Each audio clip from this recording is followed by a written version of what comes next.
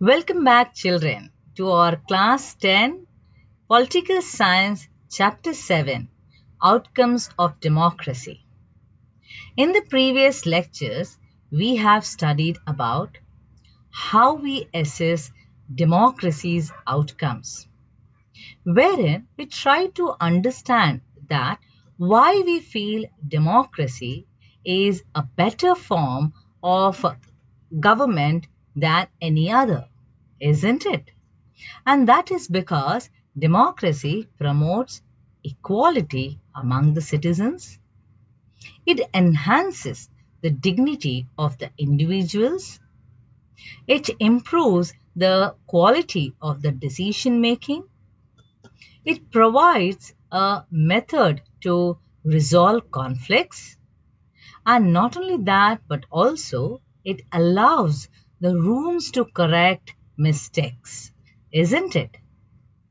Then we also try to understand that the most basic outcome of democracy should be that it produces a government that is accountable to the citizens and responsive to the needs and the expectations of the citizens. There, we have also seen that democracy ensures that the decision making is based on certain norms and procedures. And therefore, children, we could conclude that we cannot ignore the fact that democracy's ability to generate its own support is itself an outcome. Today, children, in our third part of the chapter, we will try to understand whether democracy can fulfill the expectations of the economic growth and development. So let us continue. In democracies, don't we, as a citizen of a democratic country, expect to produce good governments? Then, is it not fair for us to expect that this democratic government would also produce development? Yes, it is. But evidence shows us that in practice or in reality, many democracies did not fulfill these expectations. Similarly, if you consider the economic development for 50 years, that is between 1950 and 2000, between all democracies and all dictatorships, you will find the dictatorships have slightly higher rate of economic growth as compared to all the democracies. Now, this situation, that is the inability of democracy to achieve higher economic development, worries us. But my question is, does this stand as the only reason to reject democracy? No, we cannot. Because as you have already studied in economics, that the economic development depends on several factors like the country's population size, the global situation, cooperation from other countries, and also the economic priorities adopted by the country, and so on and so forth. For example, India has large land resources. In fact, we are said to be the seventh largest country in terms of land resources. We have enough fertile land which is useful for agricultural activities. We have enough mineral resources. Similarly, we have good monsoon as compared to the other countries. But still, we can see poverty existing in our country. So, what are the reasons for poverty? It can be our population size, because our population size is very high as compared to the other countries. Then the deficiency in our economic planning, and so on. So we can say that there are many reasons when we calculate the economic growth and development. Similarly, the differences in the rate of the economic development in the less developed countries with dictatorship and the democracies is negligible, or we can say it is ignored. So, overall, we cannot say that democracy can guarantee the economic development. But we can definitely expect that democracy cannot lag behind the dictatorship in this respect.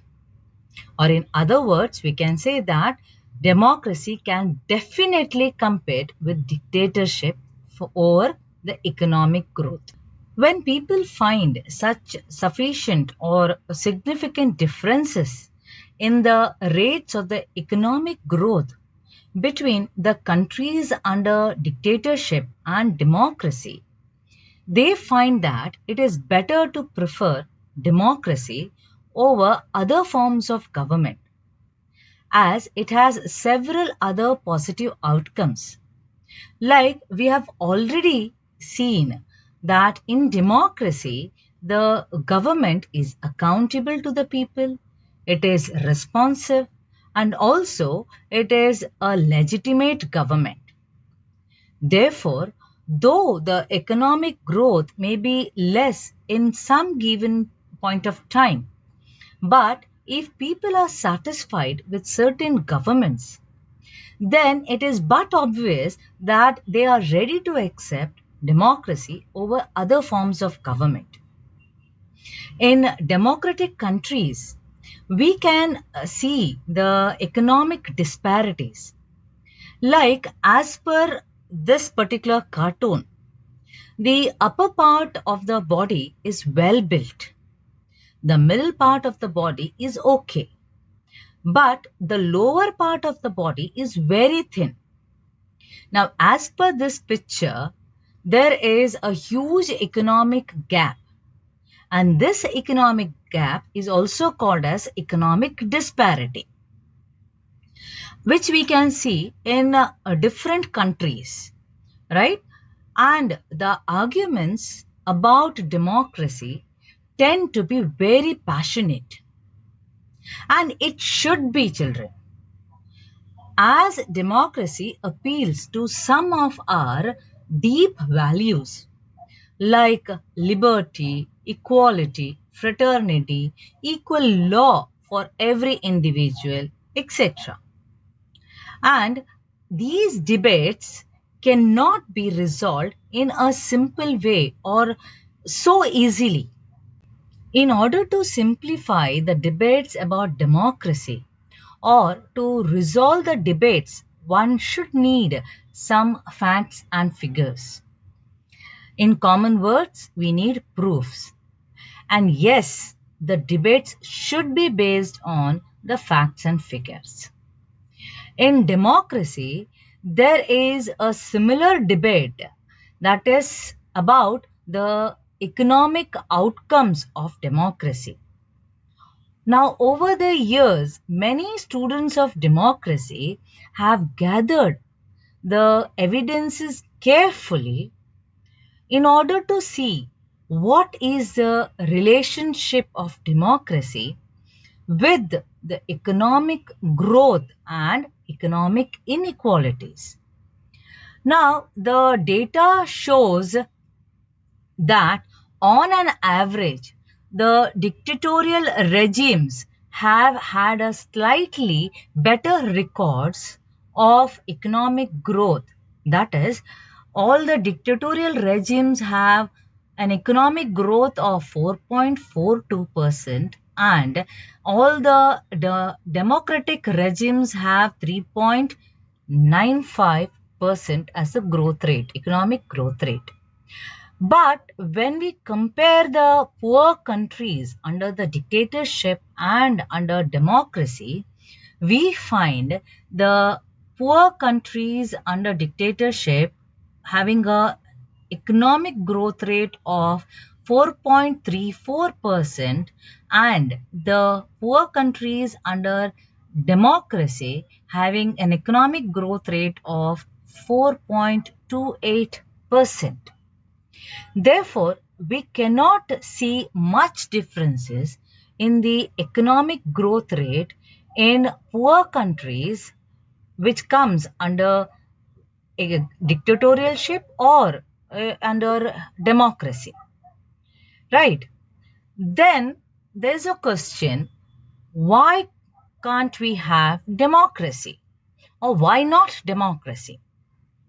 Even if it is less efficient or we find the corrupt officers in democracy, wherein we find rich becoming more rich and poor becoming more poor.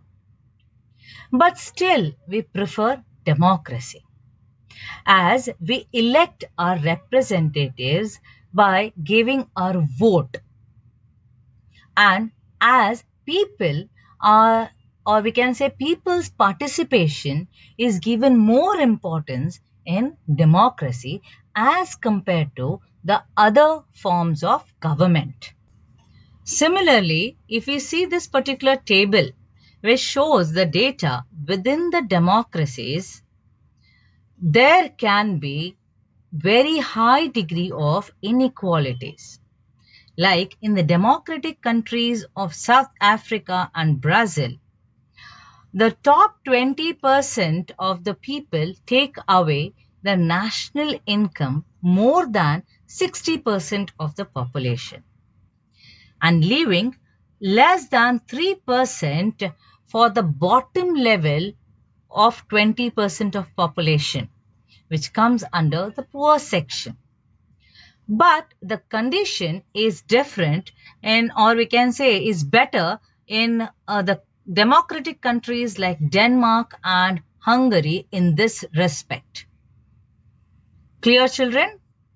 Now, the cartoon also explains a similar situation, wherein a rich lady is asking a poor child from where he have a fall. And the poor child is asking the rich lady in return that you tell me, forget about housing or my health or schooling. I have even fallen from hunger. Similar situation is existing in the countries also. Children, we are enjoying different facilities like online lectures on laptops, mobiles, and so on. And even we can afford to have an expensive coaching classes to get good percentages in our schools or in our exams, right? But there are children who do not have a proper shelter, who do not have an education, or even they die because of hunger. So children, I hope you are very clear with this particular topic, right? About the economic disparity which is existing not only in democratic form of government but also the other forms of government. Now we will start with the quiz to have a quick recap of whatever we have covered till now. So the first question is, between 1950 and 2000, which form of government had a higher rate of economic growth all over the world? Is it option A, democratic, option B, presidential, option C, dictatorial, or option D, monarchical? So the answer is dictatorial. The dictatorial form of government had a higher rate of economic growth all over the world between 1950 and 2000. Now the next question is, what was the economic growth rate of underdeveloping countries under democracy between 1950 and 2000?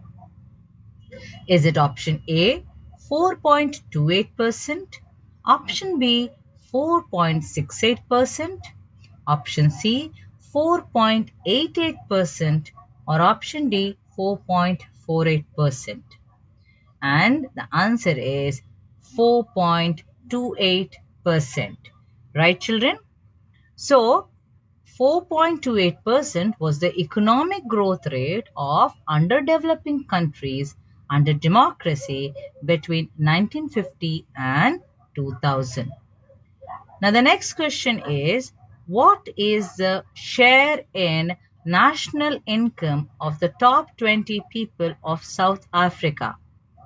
Is it option A 74.8%, option B 54.8%, option C 84.8%, or option D 64.8%?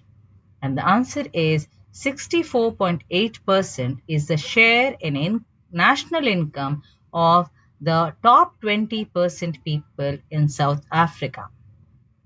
Now the fourth question, what is democracy's asset? Is it option A, the ability to generate its own support? Option B, the ability to dominate the country's bureaucracy? Option C, to take decisions very fast? Or option C, to have irregular elections? And the correct answer is the ability to generate its own support is democracy's asset. Right? Now the fifth question.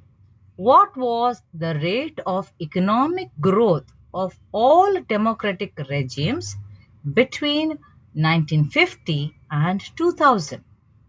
Is it option A 3.25%, option B 3.75%, option C 3.95%, or option D 4.35%? And the answer is 3.95% was the rate of the economic growth of all democratic regimes between 1950 and 2000. And children, with this, we come to an end of this part of the chapter. In the next part of the chapter, we will see how reduction of inequality and poverty is possible in democracies, and also about how the social diversity is accommodated in democracies. Till then, children, take care and have a good day.